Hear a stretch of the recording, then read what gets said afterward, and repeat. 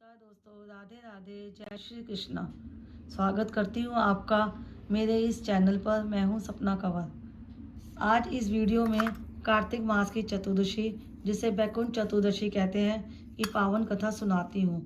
किसी भी पूजा व्रत में उस दिन का विशेष महत्व होता है तथा विशेष विधान या फल होता है। कार्तिक चतुर्दशी को सुबह पूजा के समय इस कथा को ज़रूर सुने। ये कथा बहुत फलकारी होती है तथा बहुत ही पावन है। इसे प्रेम भाव से ज़रूर सुनना चाहिए। शास्त्रों के अनुसार कार्तिक चतुर्दशी को व्रत भी किया जाता है और नदी, सरोवर, तालाब के किनारे 14 दीपक जलाए जाते हैं। इसलिए ये मैंने दीपक निकाले हैं, इनको साफ करके रखा हुआ है। अब इनके अंदर हम तेल डालेंगे और बत्ती लगाएंगे और आगे की कथा कहती हूँ।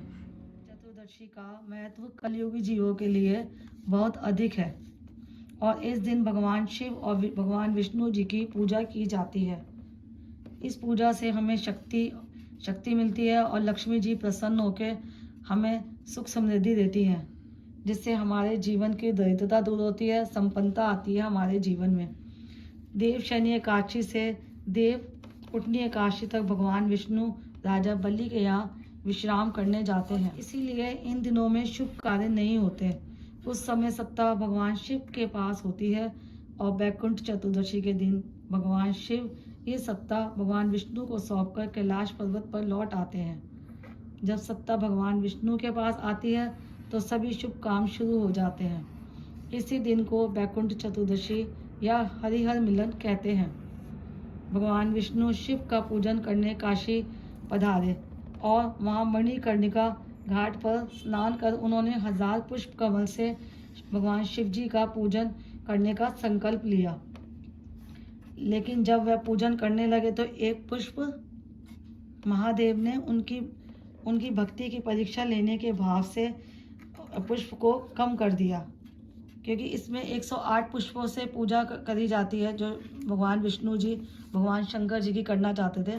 तो उन 108 में से भगवान शिव ने सिर्फ ये सोचा कि एक पुष्प मैं कम करता हूँ तो देखता हूँ कि कैसे भगवान जी पूजा करते हैं।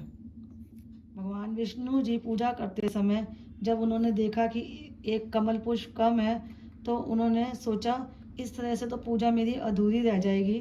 तो उन्होंने सोचा कि जो मेरी आँखें हैं, मेरे जो नयन है, ये भी तो कमल के समान है, तो क्यों ना मैं इन्हीं को पुष्पों के साथ अर्पित कर दूँ। यही सोचकर श्री हरि विष्णु ने अपनी आँखें शिव को चढ़ाने के लिए जैसे ही आतुर हुए, भगवान शिव वहाँ प्रकट हो गए और बोले, श्री हरि, तुम्हारे समान संसार में दूसरा कोई मेरा भक्त नहीं है। कार्तिक मास की यह चतुर्दशी बैकुंठ चतुर्दशी कहलाएगी। भगवान शिव बोले कि जो मनुष्य भक्ति पूर्वक पहले विष्णु भगवान जी का पूजन करेगा और फिर वह मेरा करेगा तो निश्चय ही उसे बैकुंठ धाम प्राप्त होगा।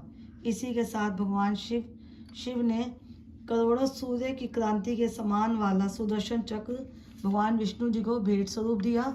और इसमें एक और दूसरी चीज़ भी है कि वैसे तो हम विष्णु भगवान जी को तुलसी अर्पित करते हैं डेली। ये सब जानते हैं कि भगवान विष्णु को तुलसी प्रिय है और उनके शालिग्राम स्वरूप के साथ ही उनका विवाह हुआ है भगवान विष्णु का।